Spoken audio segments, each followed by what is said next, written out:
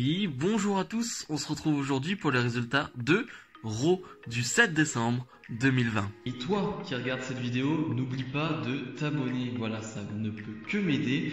Et si tu le fais pas,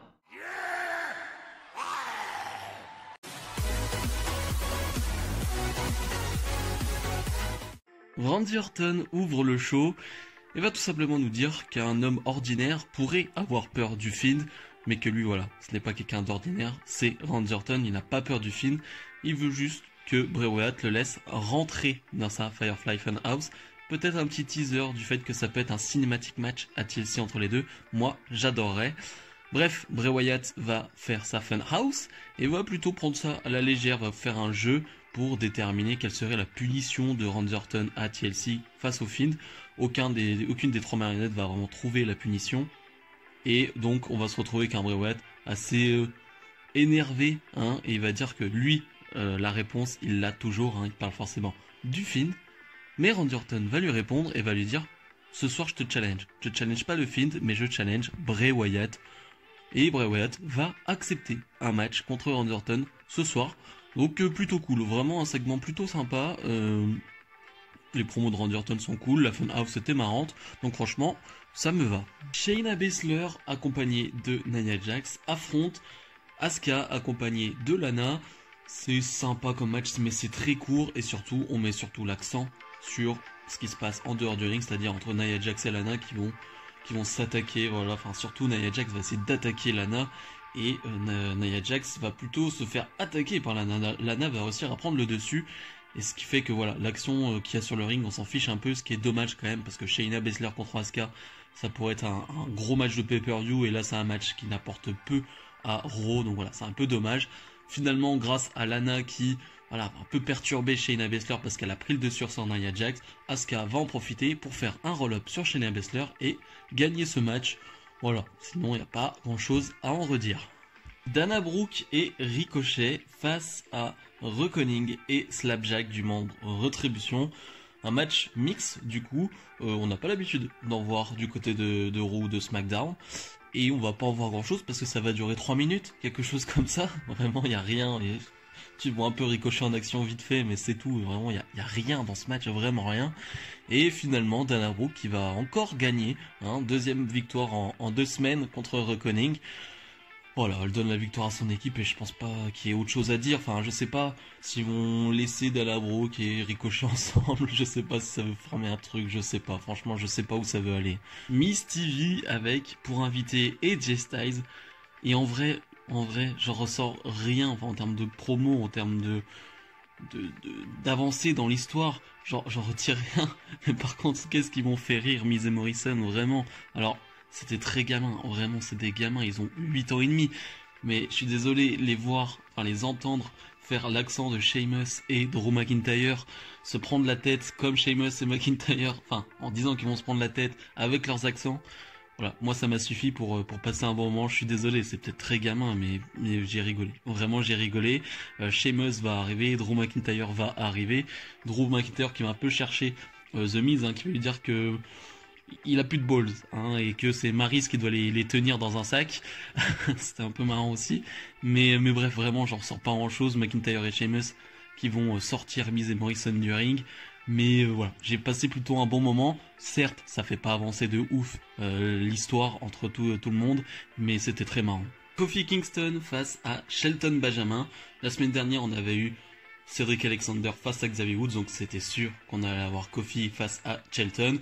Rien à dire, c'est quoi, c'est 3 minutes, 4 minutes de combat, c'est trop peu pour juger un match.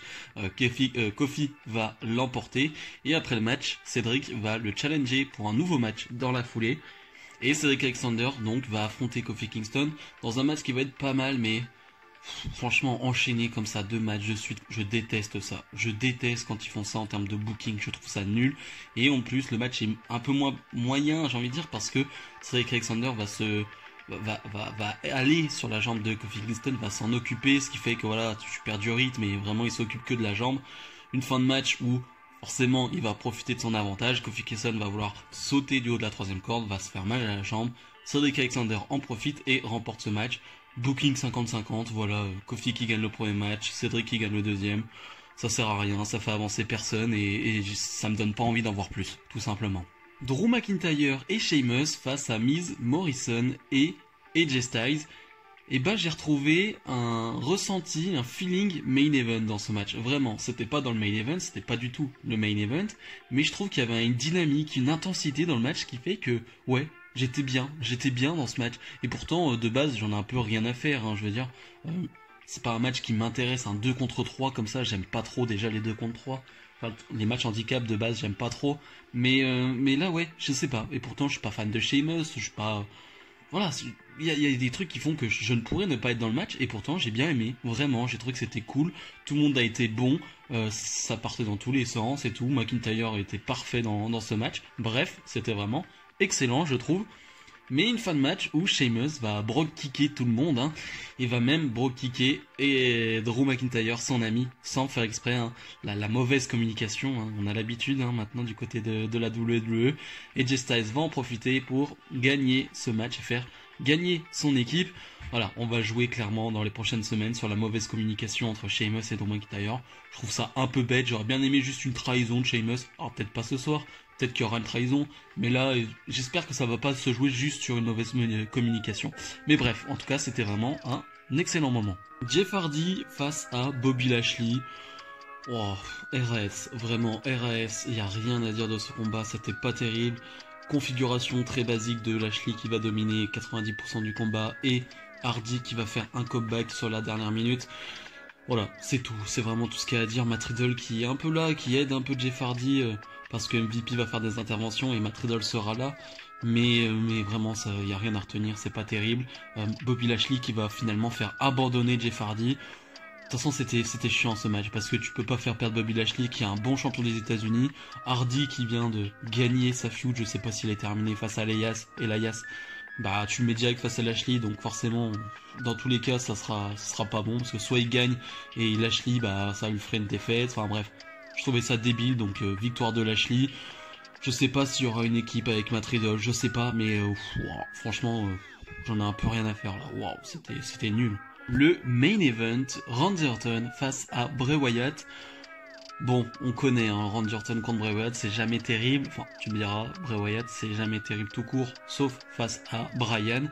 Mais voilà, j'ai même pas envie de parler du match en soi, mais il y a 2-3 trucs qui m'ont interpellé, c'est que Bray Wyatt va utiliser quelques nouveaux moves. Il y a 2-3 prises qu'il ne faisait pas avant, qu'il va faire dans ce match.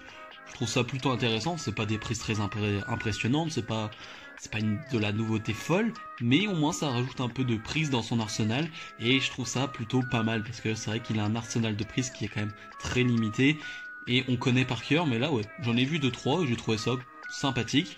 Une fin de match où ça va être plutôt court, hein. Orton va porter son RKO, mais il va avoir la lumière qui va s'éteindre, lumière noire, ça ne veut rien dire, c'est tout noir j'ai envie de dire.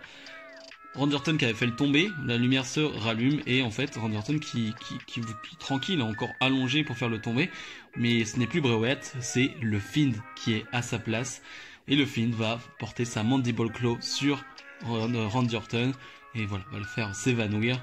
Le show se termine là-dessus.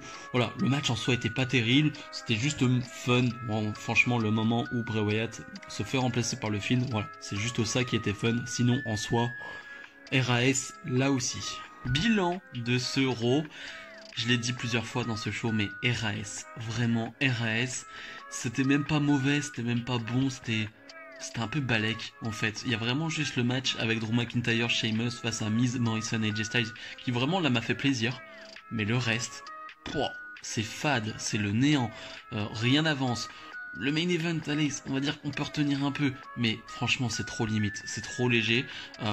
TLC c'est dans 2 semaines, là j'ai zéro hype, vraiment j'ai zéro hype, ce show me donne pas de hype pour les matchs qu'il y aura à TLC, et c'est compliqué, vraiment c'est compliqué, je sais pas ce qu'il faut faire, mais il faudrait quand même, je sais pas, un petit coup de boost, un petit truc qui donne envie d'en voir plus, parce que là, franchement j'étais pas dedans, vraiment j'étais pas dedans.